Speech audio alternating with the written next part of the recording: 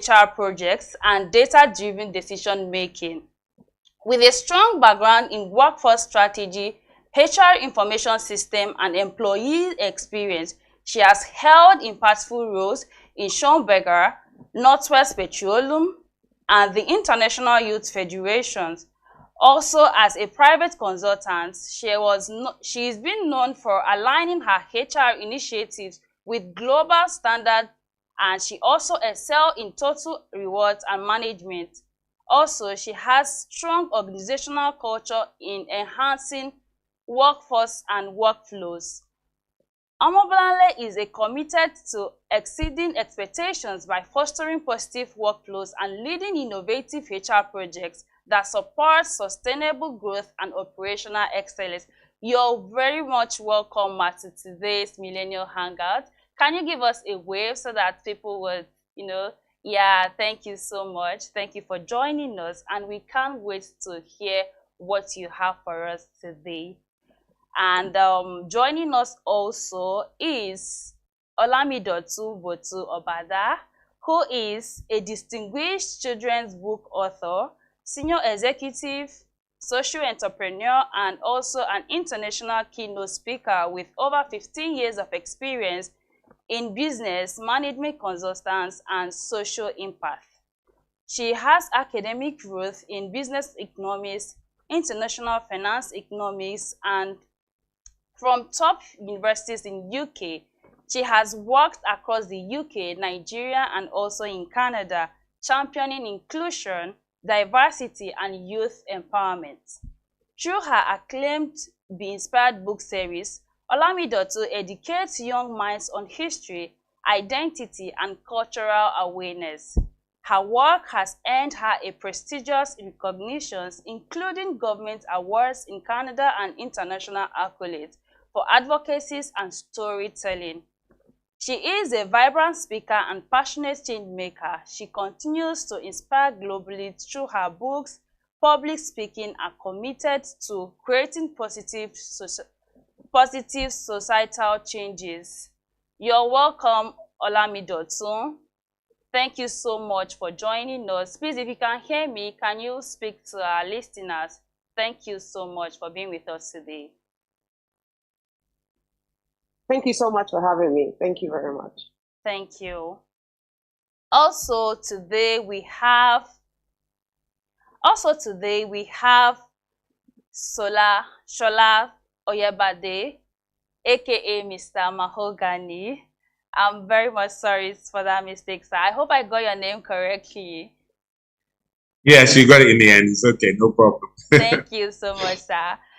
Mr. Shola is known for Mr. Mahogany. He is a visionary creative leader and CEO of Mahogany International. He is a CEO of Mahogany International, and he also worked in Fashion's Finest Africa and Mahogany Models. With over 40 years of experience revolutionizing fashion, events, and entertainment across Africa and in the UK, he began his journey as a model in Nigeria and later transitioned from finance to public service in the UK.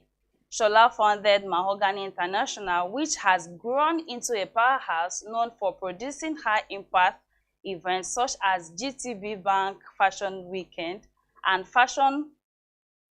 African Fashion Week London. He is renowned for his commitments to diversity and inclusion. He has played key roles in the groundbreaking all-black issue of Vogue Italy and has consistently created platforms that elevate African talent and creativity. Through shows, mentorship programs, and global collaborations, he empowers young creatives in redefining representation in fashion industry.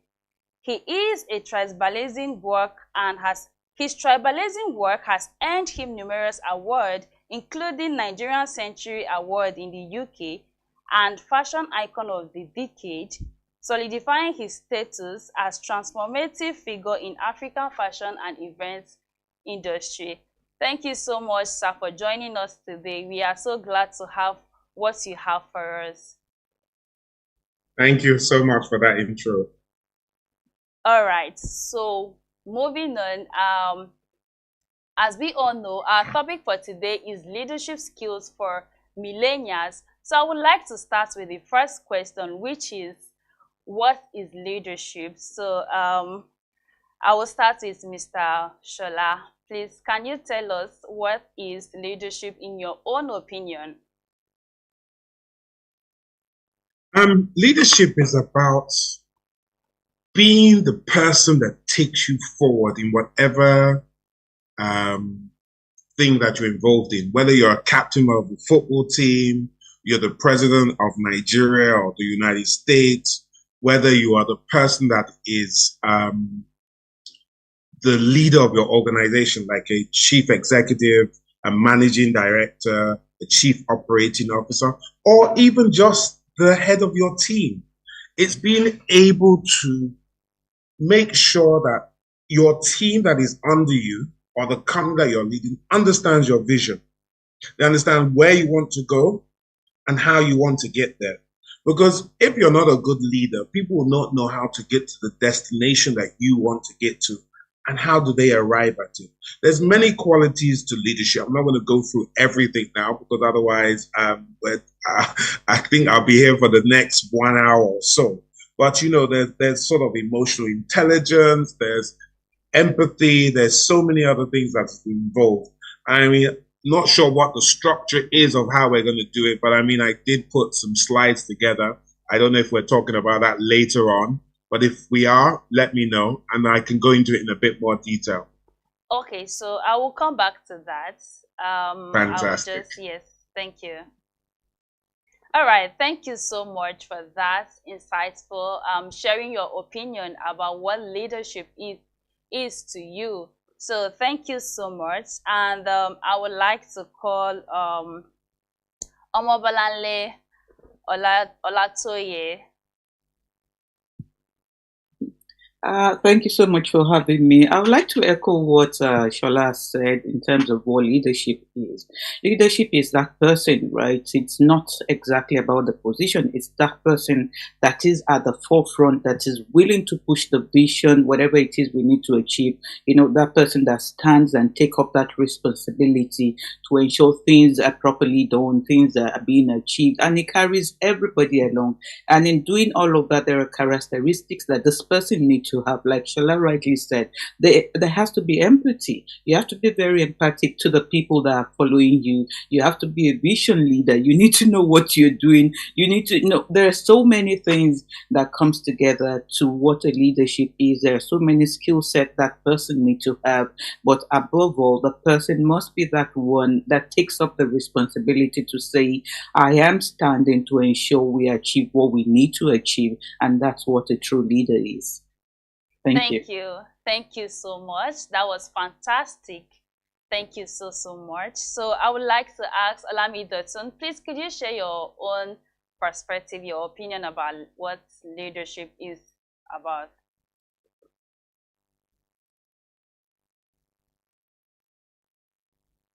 Olami Dotson, can you hear me? Please, you can speak.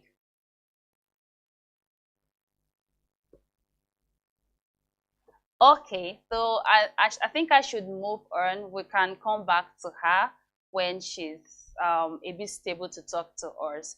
So for the first question, I would like to start with Olatoye. So I love what you said about a leader is not just, you're not just leading people, it is about taking responsibility. So that brings us to the first question. So how do you think millennials can lead effectively while still promoting collaborations and shared responsibility, knowing that you've garnered over 15 years of experience as a HR professional? So please, could you share more light on this question and how millennials can lead effectively and promote collaborations among team members? Thank you. So, if there's anything we've learned about millennials, sincerely, they are one of the most collaborative people ever. Ever. Millennials are those people that you don't need to tell them what they do. They have a way of bringing themselves together to say, we have to do this. And, in terms of collaboration, they already have that together. But maybe what they need to then come up to say to do is, we need to do this in a more regulated way. Yes, we know how to come together to do things, but we need to do it in a more regulated way. And how do we do that in a more regulated way? It's by assigning a responsibility about taking ownership.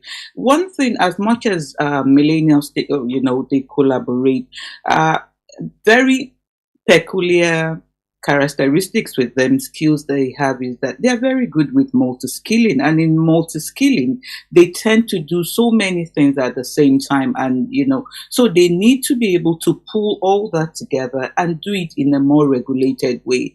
And technology-wise, aspect of what we need in today's leadership, being data driven, being into, very visionaries, they have all of that. Millennials are very good. You don't need to tell them to be a leader.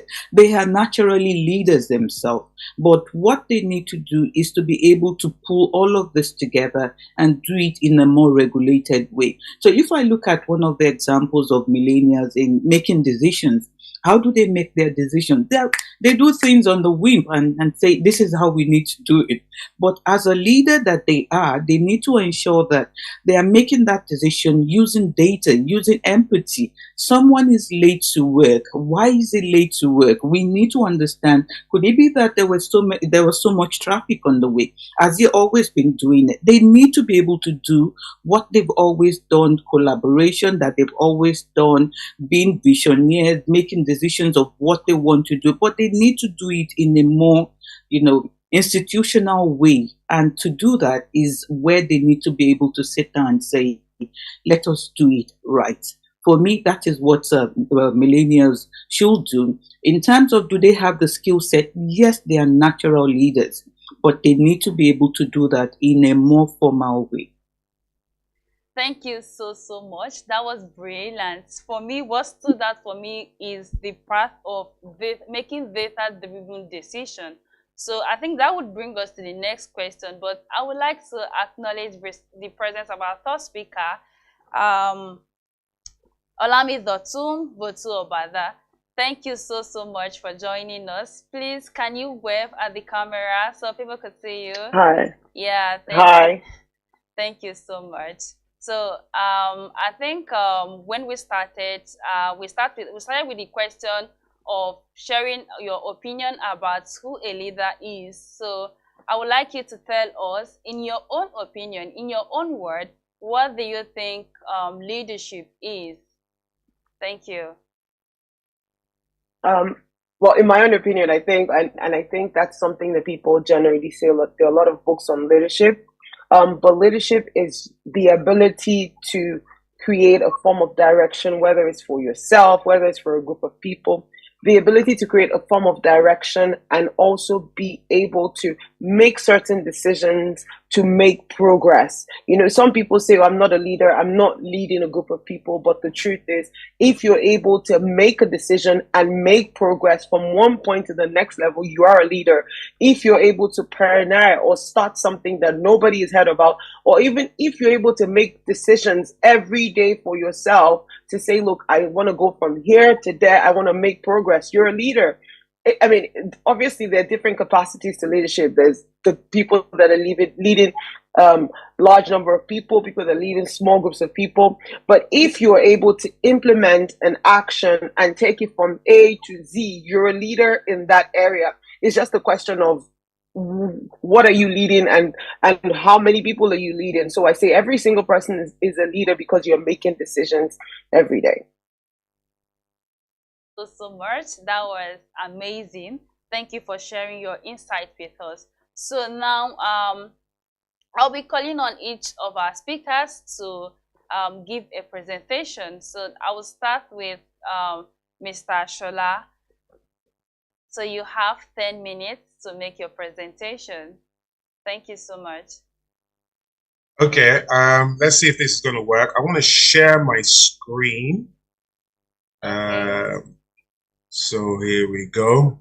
Sorry, excuse the quick trying to make it work. So let's show from the beginning. Okay, so very quickly, 10 minutes I have. I want to talk about leadership for millennials. So I feel that leadership is not an action.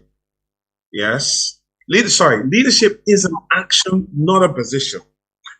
You can be a very bad leader. And I think you're a bad leader because, for instance, you say you're bad at just what you do. You know, people don't like to follow you. You're not taking your team with you. But good leaders, and you hear people say this quite a lot. Oh, he's a good leader. Oh, he's a bad leader. Do you understand? Do you have the qualities that it takes to be a good leader, a leader of action? And to be a good leader, I think you have to be intentional. All right? Intentional leadership is definitely not overrated because when you think about it, yes, I could have a team of 100 people, but do they respect me? Yes, and respect is not, you cannot demand respect. Respect is earned. I mean, have you ever seen people when you walk into an office and the person says, oh, do this, do this, do this, and everyone say, yes, sir, yes, sir, yes, ma'am, yes, ma'am, yes, ma'am. Then as the person walks away, you see them doing their face. That's no respect. That means they don't have respect for that person. They feel that they don't know what they're doing. Do you understand? But people that respect you would do the right thing at the right time, sometimes without you even having to tell them what to do. So it has to be intentional. You have to learn the qualities of a good leader. I spoke about some of them earlier, and I'm going to go for it again in this slide. So what are the qualities, right? Number one is leading with empathy. That is so important. I'm going to give you a classic example of what I mean by leading with empathy. For example, now, I honestly do not believe in working from home. I think when they work from home, they're very unproductive. They don't do all the things that they're supposed to do at the right time. They fall asleep. They travel to places where they're not supposed to be at, etc., etc., etc. However, the economic situation of Nigeria makes one have to do certain things that we don't like. Transportation cost is expensive. People come from very far distances to come to work. I mean, I have staff that leave home, at 5 a.m. in the morning to get to work for 9 o'clock, which is when we start. That is crazy. And these are young women, young men that have to do that. So I had to make a decision as a leader that what can I do to assist them, even if it goes against my principles. And I therefore said, okay, at least twice a week, we work from home. It hurts me, it pains me, but being a good leader, I have to do what is necessary. And for that, you can see that willingness, that hungry to work, they're happier at work, they look forward to that day that they work from home and so on and so forth. Yes, you have to validate other people's feelings. Yes, if someone comes to you and says, my mental health is at stake, you cannot turn around and say, please sort yourself out, my friend. What's wrong with you? Are we not all working in the same place? Do we not all have the same problem? Which one is your mental health? I mean, go and do what you have to do. That's not how it is. Share who you are. People understand stories. When I talk to my staff, they say, okay, you have money. Okay, you're at the top. You're the boss. You are this. It's okay for you. Look and see who you're rubbing shoulders with. I tell them my story. Or when I used to jump downfall like them. When I used to live in face me, I face you. When I used to collect water from across the street and use pit latrine. When they hear these things, they understand and it gives them that motivation and other sorts of things that they feel that they also can get to the top. Be a good listener. You have to listen to what people say. In my office, they all say, I'm like CIA.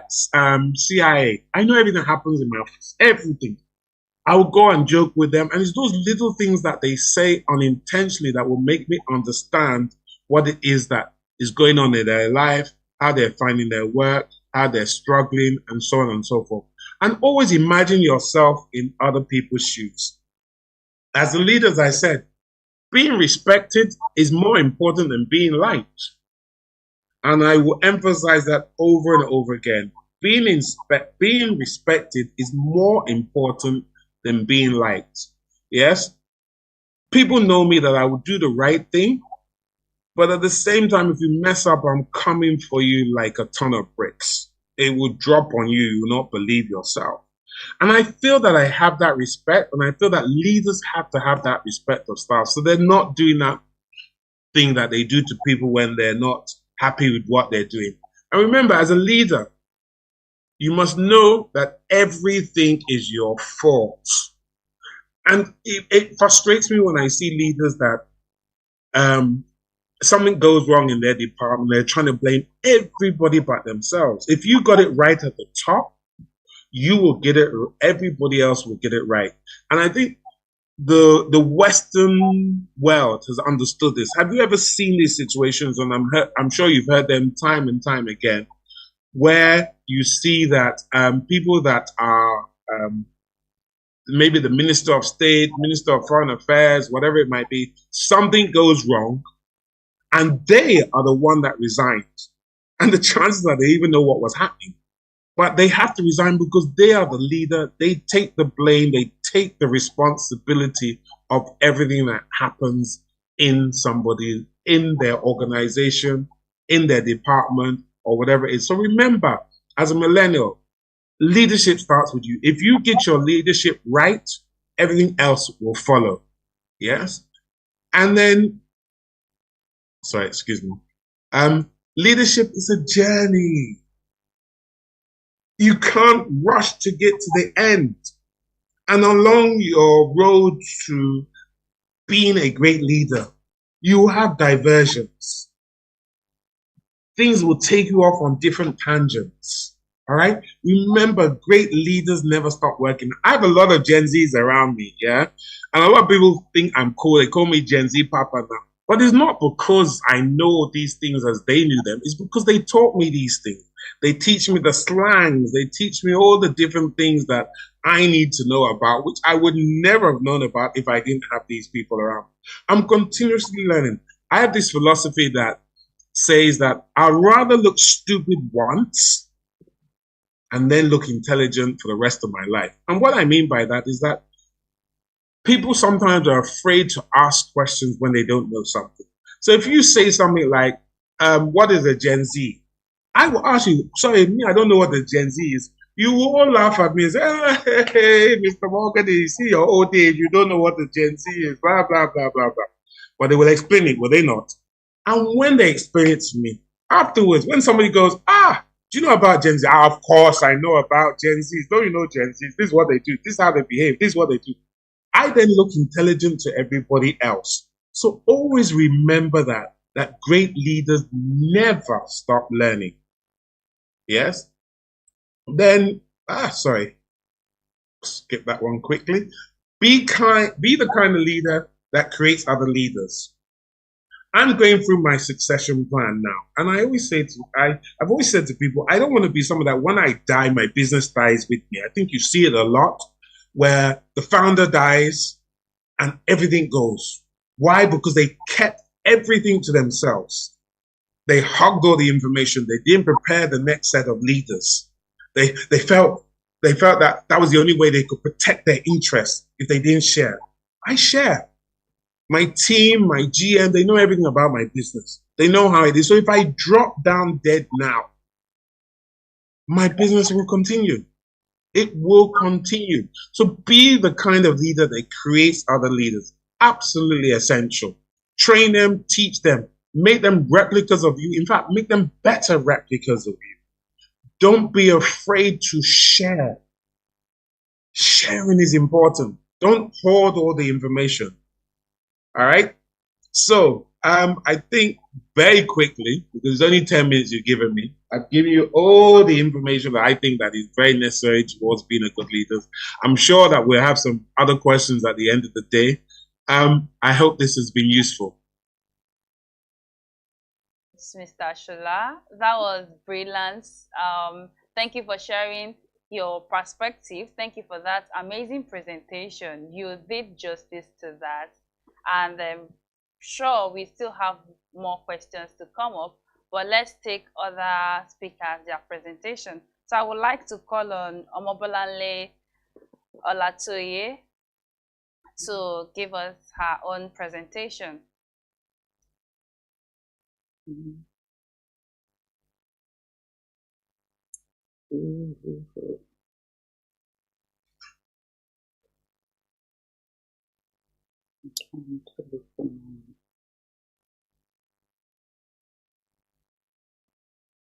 While we wait for her to set her screen, I would like to thank our listeners. Thank you all for joining. And at this point, you can see that the conversation is getting hotter. So if you're yet to grab your pen and jotter, please do that right now. Trust me, you don't want to miss out the important points that they will be sharing with us today. Thank you all for joining.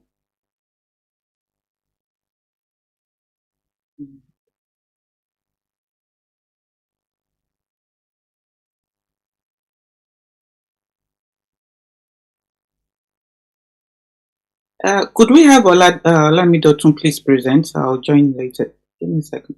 Thank you.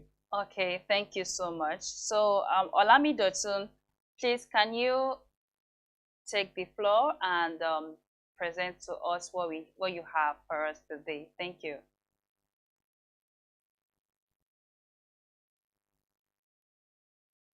Hi, everyone. Just give me 2 seconds to kind of have my camera on. All right, thank you. Okay.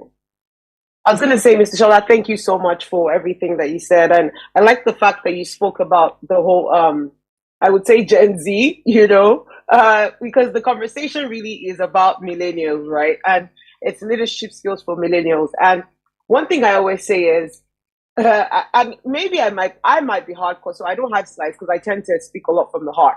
But the truth is, if you get stuck, and let me say this to my amazing millennial, if you get stuck in, you know what, I'm in my 20s, this is how I am, I'm happy with how I am, I'm the best thing after sliced bread, I'm badly behaved, and so this is the approach I'm going to take. Let me tell you this very quickly. Yes, you're the best thing after sliced bread, but it's the same attitude you have now that you're going to have when you're 30, when you're 40, and when you're 50, if you don't start to lead yourself in the right place. And that is the honest truth. It sounds like the hardcore truth, but that is the truth. Now, I mean, I know that I've worked along with Mr. Shola. Let me use him as an example. His ethics, I'm sure he's been the same person from day one, and that is why he's successful today. And so, when people say to me, I mean, this year I turned 40, and it's funny because you say, oh, yeah, you don't look it. I'm like, okay, yeah, thank you. But I remember when I was 25, and this is going back to being maybe somebody would say you were a Gen Z at that time, or you were in the age that a lot of the Gen Zs are. When I was 25, I say to people that I was very blessed and fortunate with the fact that I never did an entry-level job, simply because when I was 21, I had people sit me down and say to me, this is how you need to strategically position yourself so that by the time you leave university, there's a job waiting for you. Your work ethics is right by the time you live in university. So by the time I was done, I came back to Lagos and I got a good job. I remember my manager saying to me, in fact, the joke was on my 25th birthday, I was saying to him that, oh, this weekend is my birthday. I'll see you later. And there's a reason why I'm saying this, because millennials like stories, right? I said, it's my birthday this weekend. And he said, oh, how old are you turning? I said, oh, I'm turning 25. The guy almost flipped. He almost passed out because he said, you walk like a 35-year-old. How is that the case? My point here is I'm the same person now that I'm 40. It's the same work ethics I've had since I was 20, since I was 30, because I had to focus on leading myself. So you can't tell yourself, I'm a Gen Z, I'm going to show up to work late. I'm a Gen Z. I mean, I've had several Gen Zs in my organization, and it's almost like they feel like, oh, I don't like this place. I don't need to give a 1 month notice. I'm just going to walk away and not show up. Or I'm going to send a horrible email and not build relationships or not understand. I mean, I'm just using it as an example. I haven't spoken to Mr. Shola, maybe I would say probably like 7 years. But imagine if I had scarred that relationship 7 years ago. We will be on this call and he will be rolling his eyes out of the window like, yeah, here she goes, badly behaved girl. My point is, as a millennial, you need to put your best foot forward and forget about saying, I'm a Gen X, I'm a Gen Z, whatever. Because the same behavior you have at the beginning of your career is the behavior that you're going to have when you're a senior executive. And guess what? I'm sorry to say, what you sow is what you reap. But the same employees that are coming after you are going to have that behavior because they're going to see it in you, and they're going to produce that behavior to you when you're leading your team. So you have a lot of tech savvy people these days, and you have a lot of the millennials are tech, and they do a lot of amazing stuff, which really blows me away. But one thing I say is when you look at the most successful millennials that are in tech, their work ethics is phenomenal. They're very big on networking. They're very big on showing up to work. They put in the hours. They don't joke around. You can't have the ethics of, I'm going to do whatever, que sera, what will be, and expect to be a leader. Yes, like I said at the beginning, a leader is anybody. It's not until you're leading 10 million people before you know that you're a leader. You are a leader if you wake up in the morning, you position yourself to say, I'm going to do this, and you achieve it. You are leading yourself. Now, let me say something which is very funny. I remember I was in an event which I spoke at about, I think, last month. And we're talking about goals. And I asked all the ladies that were in the event, what is your goal? And one lady said, oh, look, my goal is to be very rich and famous. I said, oh, great. Rich and famous doing what? She said, oh, I just want to be rich and famous. I said, can I say to you, the most wanted people in America, the most wanted gangsters in America are rich and famous, right? So what are you rich and famous for? You can be rich and famous for the bad stuff. But what exactly are you leading? Who are you leading? What ethics do you have? So are you leading yourself in? Example, there are jokes online when they say people that lead the leaders of the bad gang, are you leading yourself in the wrong direction? So you are the leaders of the pack of the people that don't show up, leaders of the pack of the people that, look, we can do, we are the ones that are there. Meanwhile, your work is slacking behind. You're the leaders of the pack of people that, look, when it comes to your goals or everything that you're doing, you are just not that person. So your friends will say, you know what, enjoyment minister, that's where I want to be. But guess what? Let me tell you the truth about those friends that are calling you the enjoyment minister. When they're looking for the person that is going to lead them in terms of their goals and take them to the high space in terms of, their earnings, their wealth, or even in terms of taking them to be more successful in the good way, they're not going to look for you because they know that you're the leader of the bad pack. So my point is, when you say you're a leader, what and how are you showing up today? How are you showing up in this minute, in this instance? Because guess what? I'm sorry to say this, and I can say the most successful. I say this to everybody every day. When you look at the most successful CEOs, you look at Tony Elumelu, all these guys, I'm telling you, you don't want to see what they were like in their 20s. The work ethics that they had, you don't want to know how they were. They are the same people. It's just that now they're bigger and you know them, and so you're drawn to their lives, you're drawn to everything that they do. But the reality is, how are you showing up today? What are you doing today? What are you leading? Are you leading in the bad way or are you leading in the good way? There's so many nuggets I've said here today, but you have to start from today. Don't wait to say, when I'm 30, I will fix it. I'm sorry to say it. When you're 30, that bad behavior, when you're 40, is already a part of you. You got to start now, this moment, in this instance, and start to lead yourself to where you're going. I hope I've helped. Thank you so much. Thank you, Olamidotu. That was great. Thank you for sharing your inspiring journey with us. And for me, I think I have great takeouts here. You don't have to wait till when you're 40, you're 30 before you start building yourself to become a leader. And also, you have to lead yourself as a leader. First, know how to lead yourself first before you can lead other people. So thank you so much for that brilliant presentation. It was very insightful. So I would like to call on Omobolanle Olatoye. Okay, thank you. Thank you. Sorry, I had to quickly do something there. So I'm just going to pull the line of Labidoton and then just speak about what I have about leaders. Like I actually mentioned earlier, millennials are ready for leadership. They are ready. When you look at the work industry today, you find different generations that we have there. We still have the baby boomers, we have the Gen Zs, we have the Generation Y, and all of that. And the truth is, the baby boomers, either we like it or not, we're already on the way out. And these are the people that are coming in. And the earlier we begin to teach them on how to do it, the better. I'm quite glad that Shola actually mentioned that he's already, is doing a lot of knowledge sharing with his people. They know a lot about his business, and that's the way to go. That's how to do it. We shouldn't build industry to say, if I'm no more or if I'm not around, I cannot sign a check, and then everything is going to, everything is just going to stay put. So for leadership and then for millennials, these are the people that are redefining leadership. And how are they redefining it? Gone are the days where leadership is just by management, it's just by position. For them, leadership is not management. Leadership is the change innovator, is the person that's saying we are doing this. And like Olamide said, leadership for them is inclusion. The way these people come together, this generation, the millennials, the way they come together to form a group, you'll be amazed at how it's done. Someone will come together and say, we are forming an organization, maybe somebody they met in school and all of that. And that's how they do it. And that's been leadership. That's the leadership position. Taking, by just the minute thing, they are redefining what we assume leadership to be. For them, it's not about position. So let's go up, leadership for them is not about position. So we are not even thinking in that line.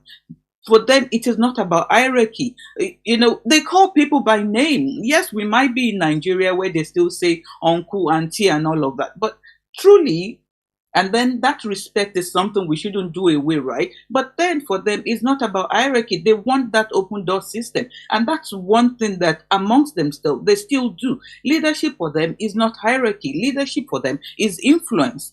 Leadership for them in this fast-paced world is influence and no position. But the truth is, how do we guide them? These people already, they're very adaptive. They have digital fluency. We cannot, the way they think about digital these days, we can't, a lot of us are still trying to grab what is technology, and then somebody is coming up with generative AI, and I'm wondering, I haven't even learned this, and then you want me to learn another thing. It's taking too long. They're very purposeful. If they tell you they're going to do this, they're going to do that. That's what they will do. They are very collaborative, like I've said. They are already ideal leaders. So what we need to guide them on is how to do it purposefully. And what do they need to do? Like I did mention earlier, the first thing they have to do, these people have to do, is they need to be very empathic. They need to understand that in making decisions, yes, you are very erratic, you make decisions on the whim, but you need to do it with empathy. That's what leadership is. Leadership is being empathic. You need to make, that intuitive nature. It has to come to the forefront. It's not going to just be at the back. You need to make that intuitive decision, looking at the other person in saying, okay, because this person, the workload is increasing. Our business is doing very well. We need to hire somebody else. We're not going to saddle one person with so much responsibility. That's the empathy part of it. That's the fact that they're using empathy and making decisions along the way. They're using data. This is what leadership is about. They need to be able to understand that leadership for us is no longer about just going on the whim. We have to be empathic. We need to use data to make our decision. Another thing they need to do, which is what they're already doing, is in the nature of their innovation, in the nature of making decisions, in being visionaries. Their vision, they think of a lot of things. We won't come up. They think of a lot of things. They are very creative. They are very adaptive. That adaptation is a mindset. It's not a soft skill. That adaptation is a mindset that they need to carry everyone along. Yes, you are very collaborative, but how many people actually understand what you're doing? Your communication has to spread across. You're not a leader just for you and a small set of people. Your leadership, your innovation, your adaptation has to be able to be something that, it cuts across. It has to be something that everyone, appreciates. Look, taking the example of Tony Elumelu, like she said earlier, Tony Elumelu is not just any leader. He's someone that is a legend. He has made so much impact, and the way he reasons. Yes, Tony Elumelu is not a millennial, but the way he reasons, you actually think is a millennial, and that's a challenge for all of us. We might think we are baby boomers, we are getting old, and all of that, but the truth is, we also need to be in that sphere of influence as these people reason. They, never be afraid of risk. And that's what these guys do. They are never afraid. They need to be able to understand that in taking risk, that risk you're taking is impactful to every other person. So they have to consider a lot of people in the innovation they do. Another thing they have to also do is in terms of continuously learning.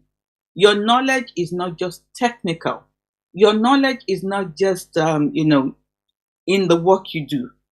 Continuous learning is also emotional learning. You need to have that emotional,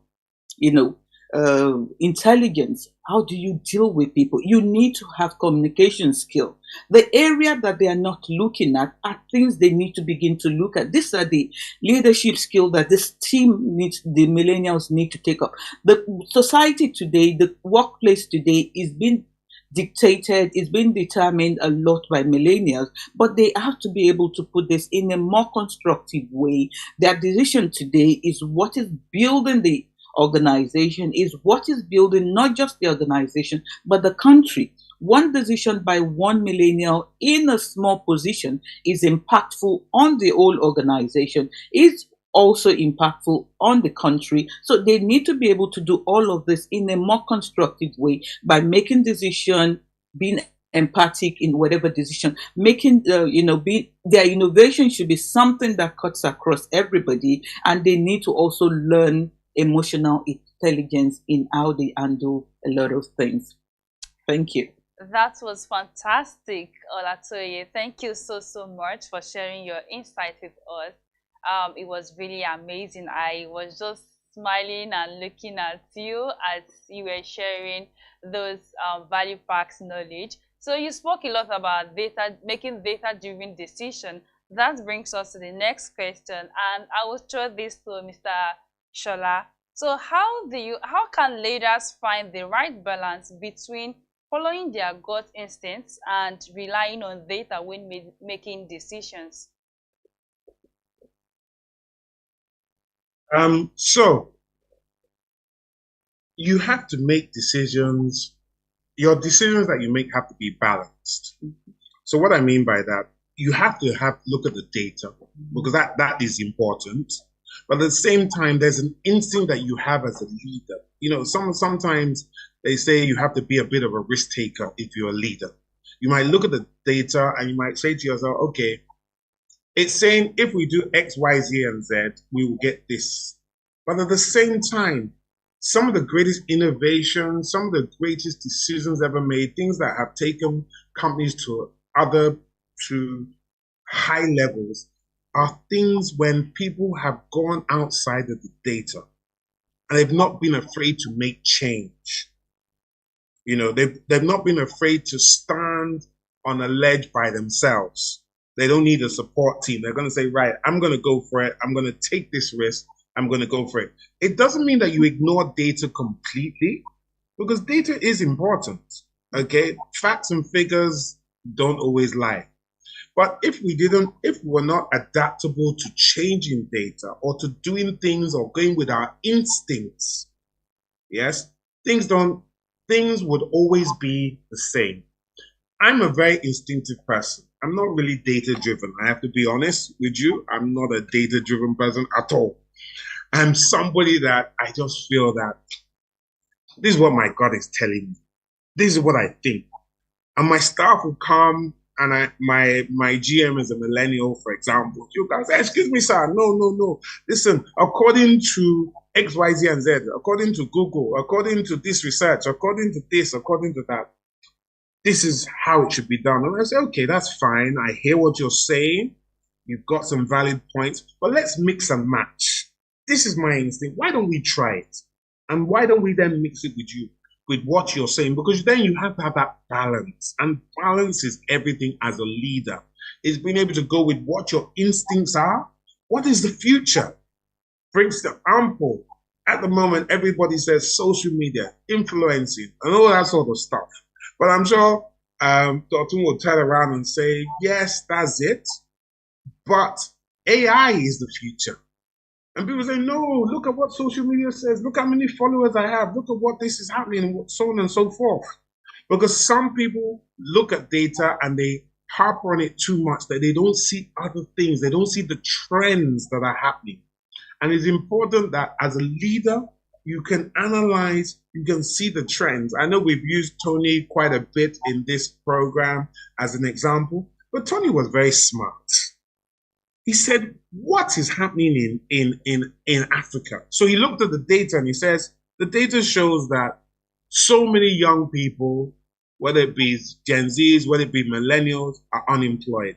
They're not finding work. What can I do as a leader, not based on the data, as a leader to improve this situation? And then he started his foundation. He didn't just say, right, let me just be giving out money. He said, I want to give back, but I want to be like that person that says, I don't want to give you fish to eat. I want to teach you how to fish so that you can eat forever. And that is the key thing between data and leadership. So I would say, get that combination right. As a good leader, trust your instincts and go for it. That was amazing, Mr. Shola. Thank you for sharing your insights. That will bring us to the next question, and I would like to choose this to Alamido too. What practical strategies can leaders use to spark creativity and drive innovation within their team? You spoke a lot about how, as a leader, you have to be creative to know what is happening around you, and also how to adapt to it. So, can you help us to share more insights on this topic? Thank you. Thank you so much for that question. And just listening to everyone, and I want to commend Mobalane and Mr. Mahogany for all the comments and things they said. And Mr. Mahogany, I agree with you. AI is the future. Let me say that. let me just say that to you. Tech is the future. I agree. And it's funny because I was in a session and just speaking about data, and that's how I'm going to really answer this question: what strategies can you use? Because the truth is, the best way to predict the future really is to look at the past, right? You have to look at the past. Data plays a role. What strategies can you use to build your leadership skills?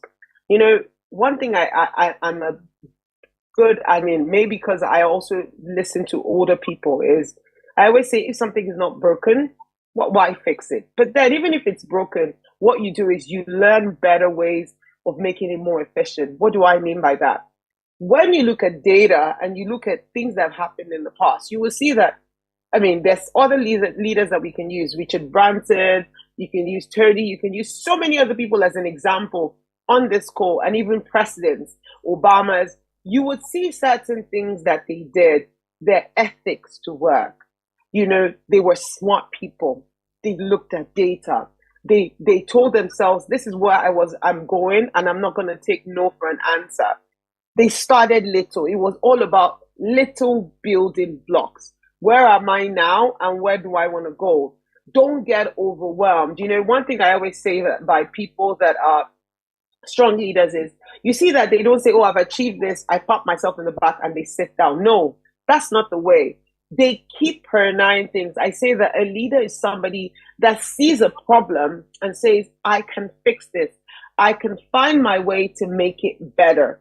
So you have to keep pioneering. You have to keep saying, I've done this, but what is the best way forward? It's almost like saying, if you say to yourself, oh, I've achieved this great fit, I bought a Mercedes, well done.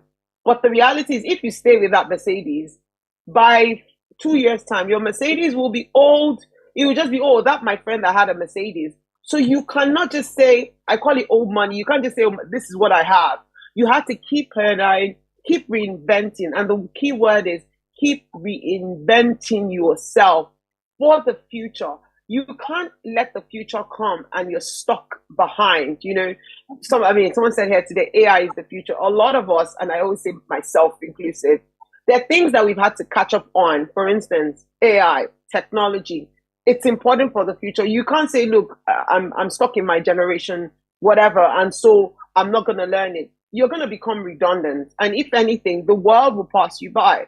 So in order for us to stay ahead in our game as leaders, what do? We keep reinventing ourselves. They say it's AI. We get on it and we start to learn. How do I take my business from where it is right now to where I want to be? I mean, I would use the example of, for instance, my books, my children's books. I remember when I started writing 2-3 years ago. And it's funny because when I started writing I've written about stories of historic people, MKO's story, and the reception, I mean, abroad, not even in Nigeria, was really great. And then I started thinking to myself, I can't just be stuck with Nigerian historic people's stories. I want to write the story of people that are outside of Nigeria. I mean, Nigeria as well. Sierra Leone people's story, Ghanaians people's story. I started to write the story of Helen. Now, the former first female president in Liberia. People were like, this is interesting. You can just say, I'm successful, clap for yourself. But you have to keep reinventing yourself. Recently, I mean, I'm having to even change one of my stories to another language. Right. And then we're looking for ways to use technology to also evolve the stories. You can't just say, I've gotten an award, I have a great fit, clap for myself, end of story. No, you have to keep reinventing yourself. You know, you've had people here, Mr. Shola, speak about how his business is not just going to die with him, it's going to go on. You know, I remember when I started my immigration consulting, it's been 7 years. I'm not even there physically, but it's carrying on without me. And that is the reality. You have to always think, this thing I'm creating, where is it going to be in the future? And how can I position it such that it will outlive me? So those strategies that the people of old, like I say, old money have used, study people's lives. When you study people's lives, you're able to say, this person is successful. It's not to come and say, oh, I don't want to do it like them. No, it's to say, what have they done and what can I learn from them? And how can I keep reinventing myself? I think that is the key to success as a leader. And you must, I hear a lot of Gen Zs, they don't lead themselves. They're like, oh, they will talk about it. But when you check their personal lives, they're not doing it. A lot of the things that you say on the pulpit, implement it yourself. Ask yourself, am I doing this in my own personal life? Someone that has the ability to lead themselves will be an excellent leader in leading teams and will do phenomenal things. That was Thank you very much. amazing. Yeah, thank you. You spoke about keeping up, and as a leader, you have to keep reinventing yourself. And I think that will bring us to the next question. And I would like Olatoye to answer this. In today's fast-paced, tech-driven world, what qualities truly define an effective leader? Okay, so today's fast-paced world is all technology, as you rightly know, Yeah. and this is the most, millennials. They have the experience; they know how to do it. Just last night, about yesterday evening, I was on a call with somebody. Like I said, someone had to tell me to do something generative AI, and I'm wondering, how do I even begin to do this? And I was on a call with a friend that had paid to learn this thing all the way from India, and she sat in a class, a virtual class, to learn it. And she was on the call with me. Rashida, thank you for all you did with me yesterday evening. So to be a leader in today's fast-paced world, you need to have that digital literacy. You need to be able to manage technology. You need to have clear communication on how to, speak to people. We've talked about empathy. This is something that is clear cut. It's over the years. Empathy can never be wrong. In today's fast-paced world, people rarely ever have time for the other person. So this is where effective leader, they need to be able to communicate very well. Another thing they need to be able to do in today's fast-paced world is to be able to translate, that is in communication, be able to translate complex changes. We have a lot of transformation going on.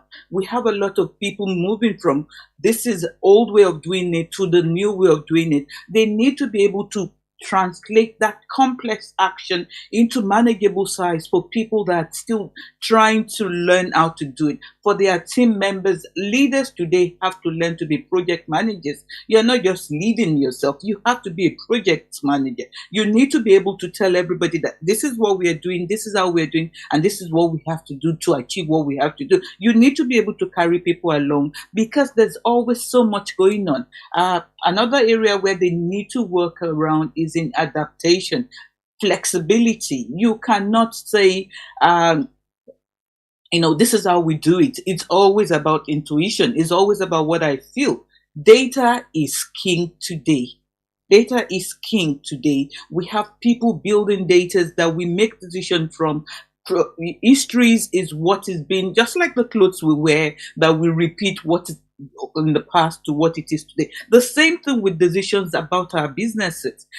Historically, we build all of our decisions today from what has always been. If you're going to drill a well today, you're not going to come to what part of Nigeria does not have oil, and you say you want to drill oil. It's going to be a waste of money. You're going to put data together to say this is where we need to go about it. And today's fast-paced world determines that you need to be very calculative. You need to be very adaptive in saying, well, it is not working this way. We need to quickly switch. Let us be flexible and make that's where intuition comes in. Like Mr. Shola rightly said, you need to be able to balance both your intuition and your data, work on them together, be able to communicate properly to people, have emotional intelligence. In today's world, data is king. Technology, AI, the future as we know it today.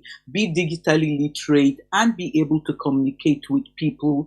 Be a project manager in all of it. That for me is what an effective leader in today's fast-paced world need to have. Thank you. Thank you so much, ma'am. Thank you. That was really insightful. Thank you for sharing the key. Thank you for sharing the key frameworks and what, as a leader, the effective skills they need to have. So that will bring us to the next question, which is fostering decision making, and I would like Mr. Shola to answer this. Are there any frameworks or system you personally use to make smart, timely decisions as a leader, being a CEO of Mahogany International? Are there any frameworks that have helped you in making decisions? Thank you. I'm so glad you asked me a new question, because I thought you were going to ask me the question you just asked Omobolanle.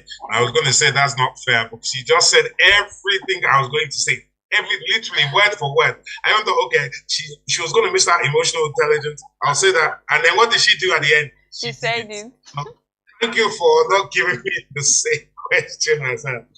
I mean, when you look at decision-making frameworks and what do leaders use, I think, to be fair, and I could be wrong, and Dr. may disagree with me, and Omobolanle may also disagree with, I think they're very much tried and tested.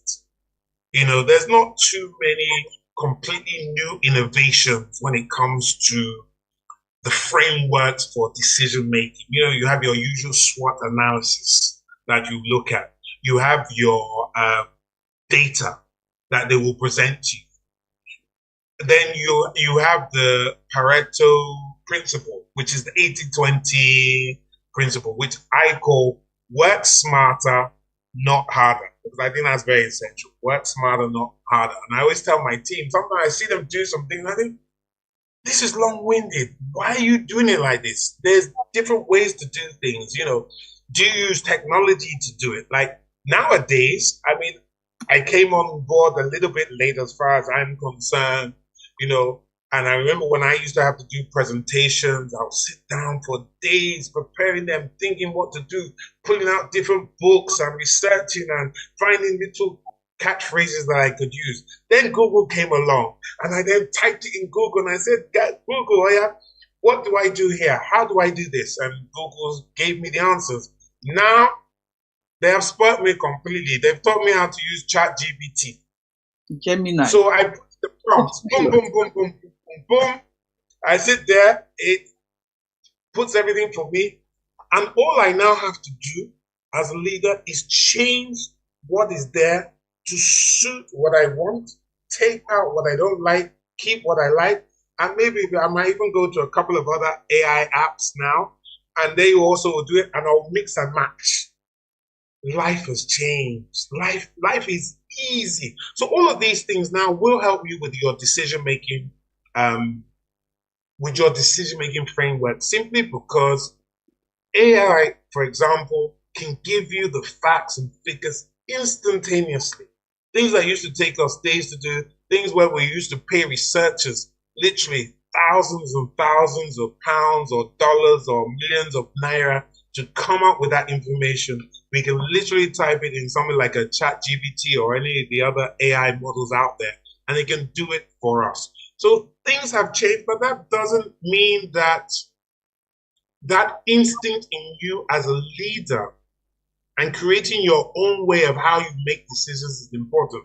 And I'm going to just end this with how I like to operate with my staff. If my team or any of my team come into me with a problem and say, excuse me, sir, we need to make a decision, I see a lot of leaders that will instantly say, okay, go and do A, B, C, and D. For me, I don't do that. I will say to them, what is the decision that you think needs to be made? And they will say, oh, well, I should do this, I should do that, I should do that. And I say, okay, fine, but if you do this and you do that, what happens if A happens? What happens if B happens? What happens if C happens? And they might say, oh, I didn't think about that. And I say, okay, go away, think about it, come back, and give me what you feel is the decision you should make. They don't always come back with the right decision. And sometimes I do have to guide them towards what I feel is the right decision. But if they don't, what does happen is that they start to be analytical because they know that if they come into my office, the first thing I'm going to say is, okay, what do you feel what needs to be done? How are you going to make that decision? So for me, it's a combination of all of those factors that I feel goes towards making great decisions. Thank you so much. Thank you for sharing your insights on that question. So I would like to acknowledge the presence of our fourth speaker, Victoria Jaja. Please, if you can hear me, can you put on your video and say hello to our listeners? Hello, good day, everyone. Apologies, I might not be able to on my video at this time, but where I'm is a bit noisy, as I mentioned earlier. But hello, everyone. Thank you and welcome. So, Victoria Georgia, she is a brand and marketing strategist with a strong background in business management and known for driving impactful marketing initiatives across legal, real estate, and hospitality sectors. She is currently the brand and marketing strategist at Wigwe and Partner, and she excels in strategic positioning, digital strategy, PR, and thought leadership. Once again, you're welcome to this insightful conversation. I would like to ask you your first question, which is centered around emotional intelligence. So why is emotional intelligence such a powerful tool for modern leaders? So for me, I'll say emotional intelligence is really important because empathy is something that I'll say was missing in the leaders before us. They were all about execution and getting the job done, and then they had this. I don't want to pinpoint anyone, but they had this. Didn't I do it? So why can't you do it? So why is your own excuse? Now, I'm saying that people should lead with empathy or try and be empathetic doesn't mean, swallow the excuses that, you get. It means try and understand from that person's perspective, be human. Someone has worked for a whole week under Lagos traffic stress and says the person has a migraine. There's a possibility that the person might have a migraine. So you should be able to, view that and obviously be able to, as a leader with experience, also know how to, sieve who is lying and who is not lying and understand how to manage everything. Empathy is in my own words is just understanding another person's perspective, putting yourself in their shoes, and this time around you're doing it as a millennial leader. I hope that explains them. Sorry, I hope that answers the question. Sorry. Yeah, thank you so much. That was amazing. Thank you for sharing your insight.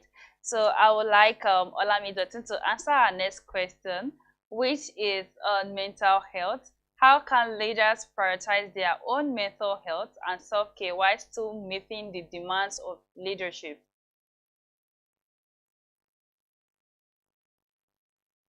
Just give me 5 minutes, please. 1 second. 1 second. Okay. Yeah.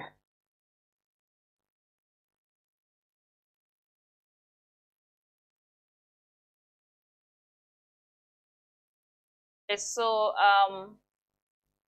can you I'm see here. her? Okay, are you here? All right, Yes, I am. Sorry about that. that's fine. Um, and I think when you talk about mental health, it's I say it's everything as a leader when it comes to mental health, because the truth is you cannot be an efficient leader if you don't start with the mental health, because everything that you produce as a leader starts internally. It starts from the mind.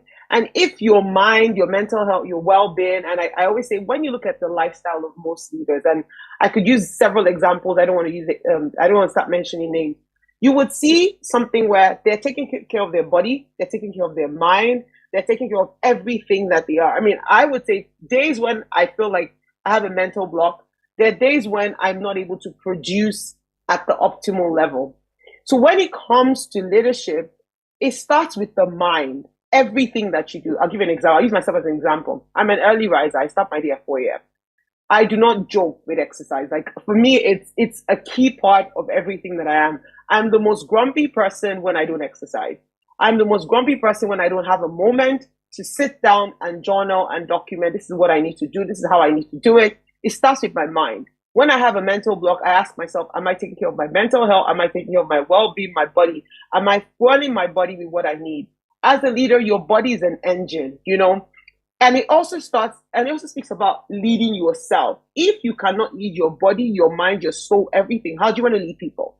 So it sounds and I say I'm a very tough person when it comes to this area.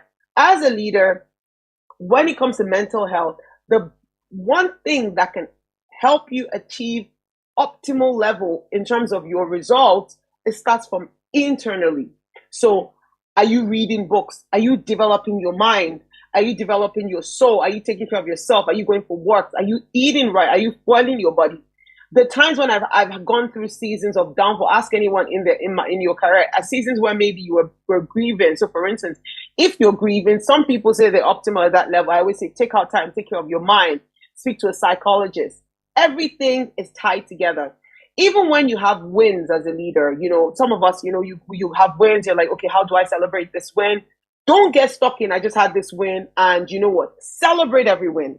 Because the ability to celebrate that win and say, I achieved this, it's a huge milestone. And in this day and age, where you start to talk about things like imposter syndrome. Imposter syndrome is a mental game. It's a mental thing. So as a leader, to be able to keep pushing and pioneering whatever you're doing as a millennial, mental health is key. You need to prioritize on that. That is the only way you can overcome things like imposter syndrome, self-worth, celebrating every win. That is what keeps you sustainable, and that is what makes sure that your leadership is not just one hit wonder. Look at all the people that have gone ahead of you. We've used Tony as an example. Look at his lifestyle, for instance. Health, he's a big advocate for that. Eating, look at Richard Branson. There was a video I posted on social media. He lives a fulfilled life. He was jumping in cold water. You look at them, they come out, they celebrate their win, and they don't stay stuck in it. Don't stay stuck in it. I achieved this great win. That's the end of it. The card that is tied together. And I hope that answers that question. Yes, thank you so much. Thank you for that insightful contribution. And I would like Olatoye to answer our next question. How can leaders create a psychological safe environment where team members feel comfortable sharing concerns and feedback? Olatoye, if you're there, please, you can have the floors.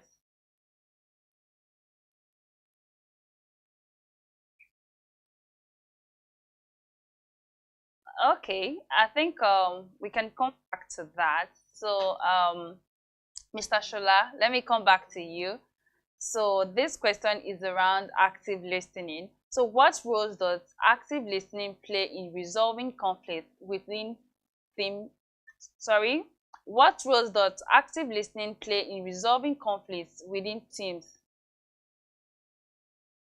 Well, I think as a leader, active listening is absolutely essential. Because if you want to be able to achieve your goals within your organization or team or whatever it is, you have to be sure that you understand where your team is coming from. You have to understand what it is that they want to achieve. Now, the only way you can do that is by listening to them. There's no point you saying, right, I'm going in this direction, and everybody wants to go in the complete opposite direction. But you haven't found out why they need to go in that direction. What's the reason for them going in that direction? And then if you can sit down with them, then you were to find out why. So that's why team meetings are always very important. That's one of the reasons why you see people always do surveys so that they can listen to what people's opinions are, see how well you did, see what you did right, what you didn't do right. You know, I have an open door policy, and I say to my team, you can come in at any time. You can ask me the same question 100 times in 100 different ways. So as to make sure that you are comfortable and you understand what it is that you need to do. Listening is everything. I found throughout my time as a CEO, when I worked in corporate, now that I run my business, is that the times when I had my most difficult problems was when my team felt I wasn't listening to them. There was something they used to say, you're hearing me, but you're not listening to me.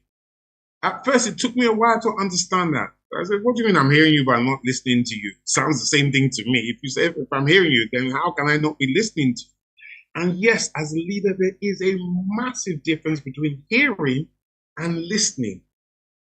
And then when you listen and you still don't agree with your team, how do you make them then listen to you to understand the reason why you cannot go in the direction that they want to go? Young people, millennials, they want to be heard. They want to feel that their opinions are important to you, to the organization, to whatever it is that they're contributing to. And so therefore you have to have the patience, the understanding. You can't do what I used to see, I would say my fathers used to do, or mothers used to do, or other leaders used to do, and some still do it now.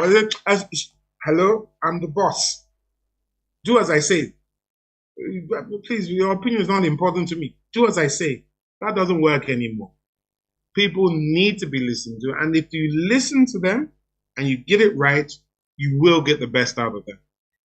Thank you so much. Thank you for telling us that to be a leader, you have to also be an active listener.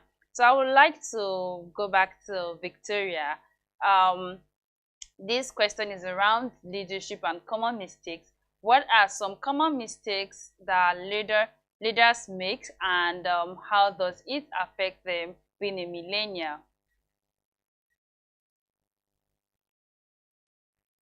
Hi, Esther. Thank you for this question. I particularly like it because earlier I spoke about empathy. So I like the fact that I'm talking about this particular one again. Now, as a millennial leader, I would say friendship, one word, right? Being people's friends has its advantages and has its disadvantages. Now, I've tried, using empathy, trying to understand with them, and sorry, hold on. What's going on here? Why am I hearing something?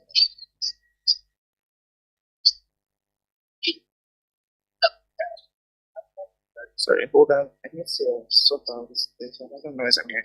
Sorry, as I was saying, yeah, friendship.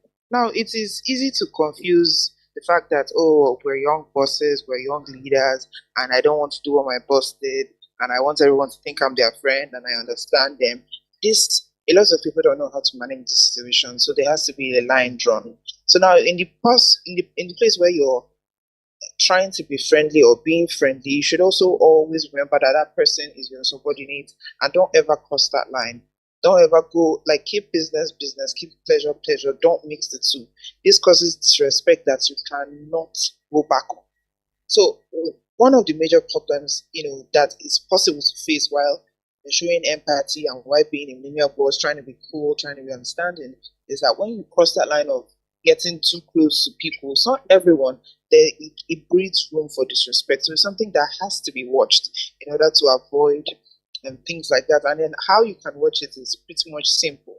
You draw the line, and then also, even if maybe there's a team bonding activity, everyone goes out, everyone is trying to be friendly. Also remember to also drag it back to work. Guys, remember after this, I still expect this presentation by 10. They'll be like, Mrs. Jaja doesn't play. Oh, she still remembered work. It always has to come back to the end goal. So I think that's my own take, based on my experience on this topic. Thank you. Thank you. That was amazing. Thank you for sharing your experience with us. So, Olatoye, let me come back to you. If you can hear me, can you say hi?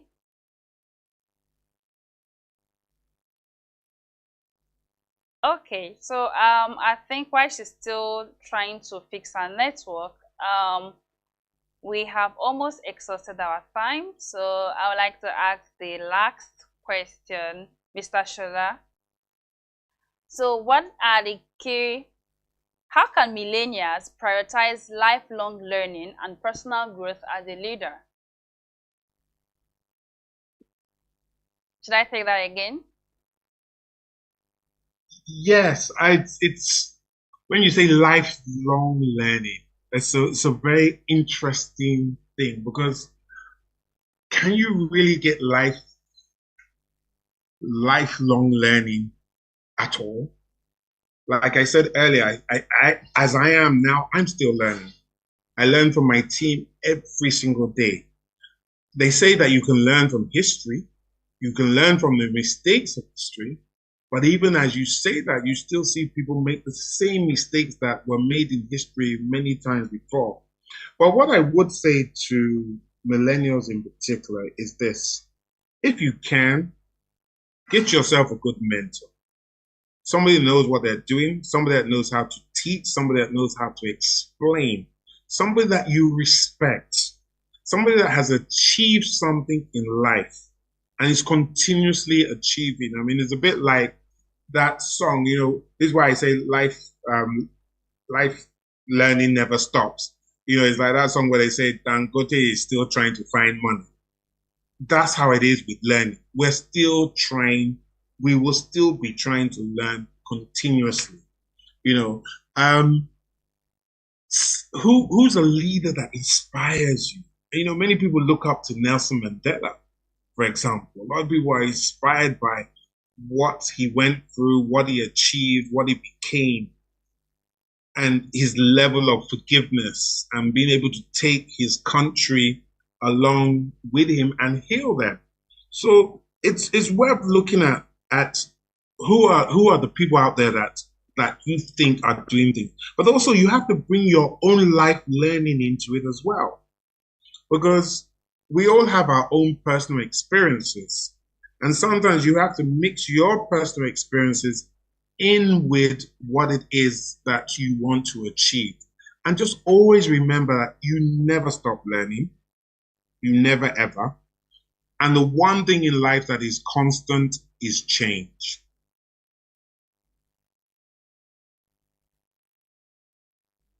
Thank you so much. That was amazing. Thank you for sharing your insights. Um, that will bring us to the end of this conversation, and I would like to take our time to thank our amazing speakers. Thank you all for sharing your valuable insight with us. One thing is clear, leadership isn't just about title, it's all about being intentional, inspiring people, being adaptable, and also being human, being empathetic. And we hope today's conversation has inspired you to lead with purpose and also lead with passion. Thank you, our listeners. Thank you all for joining us, and do have a great day. Thank you.